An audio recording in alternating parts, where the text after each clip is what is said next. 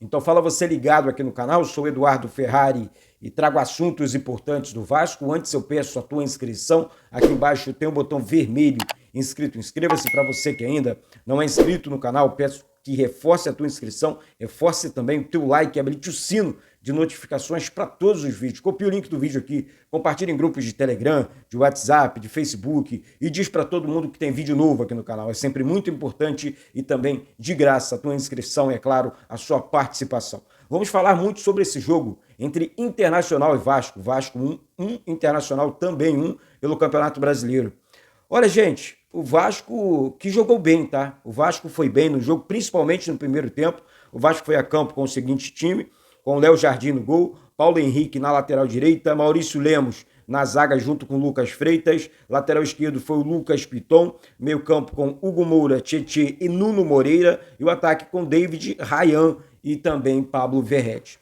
Olha, o Vasco começou bem o jogo, o Vasco começou envolvendo a equipe do Internacional, perdendo algumas chances de gol, né? O Vasco criou muitas oportunidades de gol. O Internacional também criou, Eduardo. Tá, o Inter lá é muito forte, né? E o Vasco fez frente com a equipe do Internacional, um Vasco foi muito agressivo, né? O Vasco conseguiu no primeiro tempo, deixa eu puxar aqui para você ter noção, a posse de bola do Vasco no primeiro tempo, que foi muito boa. Primeiro tempo de posse de bola, o Vasco teve 56% de posse de bola contra 44% da equipe do Internacional. Então, assim, o Vasco fez 1-0 com o Ryan aos 30 minutos do primeiro tempo, de um Vasco, assim, que conseguiu pressionar a equipe do Internacional, conseguiu fazer um bom jogo, repetindo aqui, principalmente no primeiro tempo, né? O Vasco foi muito bem no jogo. E, assim, é claro que o Coutinho fez falta, para criar mais jogadas ali, faz muita falta no meio campo. O Vasco sentiu sim a falta de um camisa 10, o Vasco sente a falta de um camisa 10, enfim, troca passes, mas falta aquele detalhe, aquela qualidade a mais no meio campo, né? O Garré não conseguiu, o Nuno Moreira é um jogador de velocidade, está jogando ali, exercendo, né, a função entre aspas, camisa 10, mas não é o jogador 10, né, que faz a jogada diferente, que quebra a última linha ali para o último passe, para colocar o atacante na cara do gol, né? Não é esse jogador. Então, o Garré recebe poucas oportunidades com o Fernando Diniz, o Estrela ainda não recebeu oportunidade, né? No último jogo ele entrou faltando apenas 4 minutos. Então, assim, repetindo aqui, recapitulando, primeiro tempo do Vasco foi quase perfeito, na minha opinião. O Vasco, mas aí o Internacional atacou muito pouco no primeiro tempo. Segundo tempo, não. Eu acho que o Inter saiu para o jogo, o Inter pressionou mais o Vasco, né? Aí o Inter foi até, deixa eu buscar aqui o scout do segundo tempo. Aí o Inter conseguiu pressionar o Vasco e fez um gol com o Carboneiro aos 47 minutos do segundo tempo, após a expulsão do goleiro Léo Jardim. Aos 41 minutos, né, o Luiz Flávio de Oliveira, o árbitro de campo, acabou expulsando o Léo Jardim por conta de uma cera, né? Segundo ele, estava fazendo cera. Isso acontece, é incrível, gente. Sabe o que eu acho incrível? É que no futebol brasileiro acontece de tudo. O goleiro cai, o goleiro faz cera, o goleiro cai, recebe o primeiro cartão amarelo. Agora, quando é jogo do Vasco, eu acho incrível como os árbitros são rigorosos. Eu acho incrível a atitude da arbitragem do futebol brasileiro. Eduardo, foi por isso que o Inter empatou? Claro que foi, gente. É claro que foi. Na minha opinião, foi uma covardia da arbitragem hoje em campo. Porque o Vasco estava bem em campo. Mais uma vez, o Vasco jogando firme, jogando certinho. Esse tipo de cera, esse tipo de situação faz parte do mundo do futebol, faz parte do futebol brasileiro. E aí o Luiz Flávio de Oliveira simplesmente expulsa o goleiro do Vasco, né? E outra coisa, o Léo Jardim estava recebendo atendimento médico no momento. E ele tentando tirar o Léo Jardim de campo, né? Então, assim, é um árbitro comédia, mais uma vez, do futebol brasileiro. Eduardo, mas o Léo Jardim realmente fez cera. Gente, pelo amor de Deus, isso é futebol, vou repetir aqui, o Vasco tinha que se manifestar na CBF, o Vasco tinha que cobrar, sim, esse tipo de situação na CBF. Porque esse tipo de coisa não acontece com outras equipes. Só acontece com o Vasco. E eu acho isso um absurdo. O cúmulo do absurdo. Peraí, o árbitro de campo, o Vasco jogando fora, vencendo pelo placar mínimo, 1-0, contra uma equipe forte.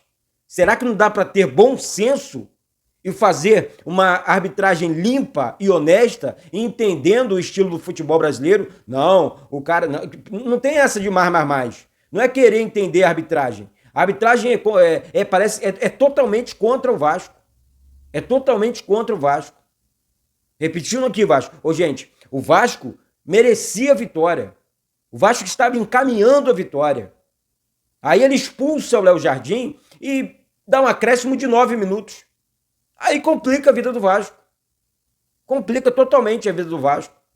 Que teve que se reinventar, entra Luiz Gustavo. Aí ele, deixa eu ver para você aqui. Ele colocou o Thiago Mendes, né, que, enfim, acabou entrando aí aos 29 do segundo tempo. Aí, aos 40 minutos também entrou o Vitor Luiz, Garré também. Daniel Fusato, que entrou no lugar do Nuno Moreira, que era a válvula de escape do Vasco. Luiz Gustavo entrou no lugar do Tietê, que foi o melhor jogador em campo, na minha opinião. Tietê jogou demais, foi um monstro em campo, o Tietê. Jogou muita bola o Tietê. E aí a arbitragem, mais uma vez, faz esse tipo de vexame, né, no futebol brasileiro. Então, assim, a CBF, né, primeiro, voltando aqui, primeiro a diretoria do Vasco precisa, tá, cobrar na CBF uma atitude, né, uma atitude correta. O Luiz Flávio não é a primeira vez que ele se envolve em polêmica em futebol brasileiro e em jogos do Vasco. Não é a primeira vez, nem a segunda. Né? Então, assim, o Vasco empatou o jogo hoje contra a equipe do Internacional por um erro grotesco de arbitragem. Tá? Se for falar campo e bola aqui, o Vasco jogou melhor que o Internacional no 11 contra 11. O Vasco jogou melhor e merecia a vitória. O Vasco perdeu a vitória por conta da arbitragem. Ah, Eduardo, tá colocando culpa na arbitragem hoje? Tô. Totalmente da arbitragem. Vou repetir aqui, jogar contra o Inter já é difícil. Jogar no Beira-Rio, muito difícil. Com um jogador a menos, sem um dos melhores, se não o melhor goleiro do Brasil, por conta de um erro idiota de arbitragem, eu realmente peço o seu comentário aqui embaixo, porque discordo. E a minha revolta aqui é contra esse tipo de situação.